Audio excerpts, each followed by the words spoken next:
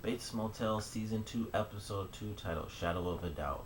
Now, this episode definitely adds in a lot of good plot points for the rest of this season, and it actually ends one major plot point, which is actually an entire character's, you know, position in this series, which I thought was very interesting. It's not what I was expecting, and now for this time at least, who knows if she'll come back, but at this point in time, Bradley has left the series because she's kind of had to flee for her life because she killed the character Joe Turner, I believe, because he killed her father, and he's not just some random guy who was murdered. He's one of the leading people in what is basically the underbelly of their entire city, which is marijuana. That's how pretty much the entire city functions, and in this season, it's one of the things I actually enjoy is that now that um, Norman's brother Dylan has been in this business for quite a few months, it's fairly known. Like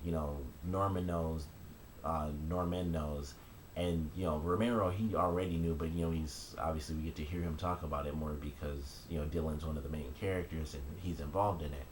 So we hear more about it, and this guy's been taken out, and he was one of the leaders within the city, and we find out there's actually a whole other family that they've been going up against. So that, of course, adds a huge plot point for the rest of the season because the person who comes in to replace Joe, Zane, I believe, he makes a pretty rash decision to take one of these members from this family and kill this guy. And he has Dylan and his partner take this guy and basically dump his body on one of the other family members' houses. So I know that'll come into play throughout the rest of the season, but we might have to wait until the next episode to get that. But also, what happens at the very end of this episode, we find out that Norma has a brother, which is fairly ironic because she tries to use Norman's, kind of blacking out and stuff as an excuse, and she says that, she has a sister when she's speaking to her gynecologist, and we find out at the end of the episode, maybe there's a reason she didn't even say brother because she actually has a brother. She said sister because she did, she kind of wants to distance herself from him as much as she possibly can. So I'm curious to see how things play out when they have another family member, because knowing the family, it'll just be really crazy because it seems like Norma's side is the crazy side, and that's why Norman is weird. So her brother's probably just as crazy as her. But I'm excited to see how that plays out. And why is he in town? Does he want money? Does he want something else? Who knows? But I'm excited to see how that plays out. Them adding a new character or kind of replacing a character that left in this episode. But I did love the fact that Bradley's character, she dealt with something, and it sucked to see her go because I was curious to see her. I wanted to see her character actually go a lot further in this season because of how different she was. Like in the first episode, she tried to kill herself, and then they skip over 4 months, and she gets out of the asylum. And I really wanted to see that type of Bradley character because in the first season, she was just like the popular cute girl, and that was it. And in this one, she's like depressed and suicidal, and I wanted to see that span over this season and her being such a drastically different character this time around. But unfortunately, she does take off because she kind of has to. But I still love the episode. I did definitely the season premiere definitely was great because of her being such a drastically different character this time around. So it was one of the high points of the beginning of this season, but it does suck to see her go. One of the other great plot points in this was definitely the Chief Romero. He, of course, he found someone to blame for the teacher's death. I knew that had to happen in some way. I figured it would be a lot more cunning, like something would happen, and it would be like season one where things kind of just worked out right for Norman, and he just wouldn't get busted. But in a way they did. He just wasn't nearly as involved as in season one.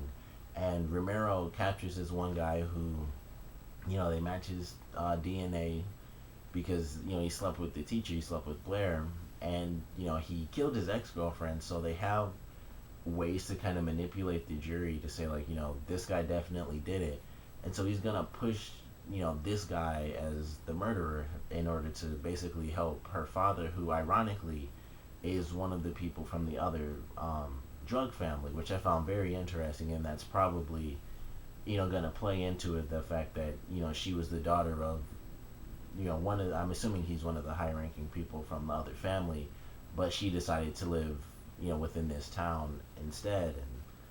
And I'm really curious to see just if we get more information about her family and how she kind of changed the dynamic between the two families because of what she did, and doing things like that. But it was definitely a really good episode. I love all the different plot points that were added in. Can't wait to see how things work for Dylan as far as him having like a new boss in town. And I love the fact that his partner hates this guy, and we get his like a tiny bit of backstory where he's like, the reason he's in the family is because he's like the little brother of the big boss. So it's like he's the guy who's in the business but shouldn't be in the business. And then they have the talk where the reason he was in prison is because he was caught speeding at like 95. So I don't know where he was, like speeding 95 going to Las Vegas, but I guess he thought, long highway, I'm just gonna shoot it.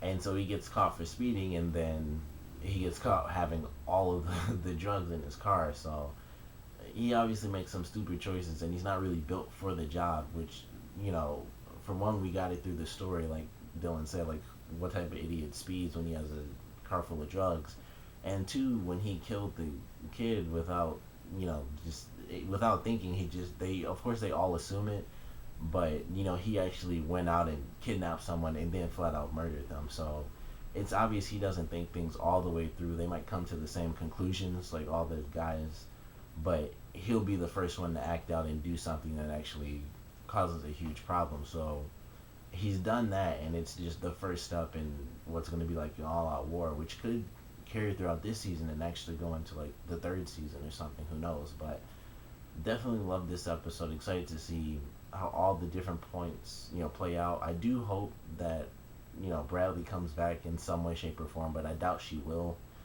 But either way, definitely a great episode. I think my favorite thing is actually the war between the two families because of the type of show it is. It won't be like a typical like mafia movie or something like that where they just kill each other. It's gonna be very, very intense, and it's gonna be them. They have power within the cities that they're in, of course, but they don't have like a drug lord type of power where they can just kill people like this and that. And of course they do, but it's one thing to kill like one person here and there, and it's completely different to say like, we killed this leader and then you killed this guy, and then just go back and forth in the actual war. That would be very different. So I'm curious to see how that plays out.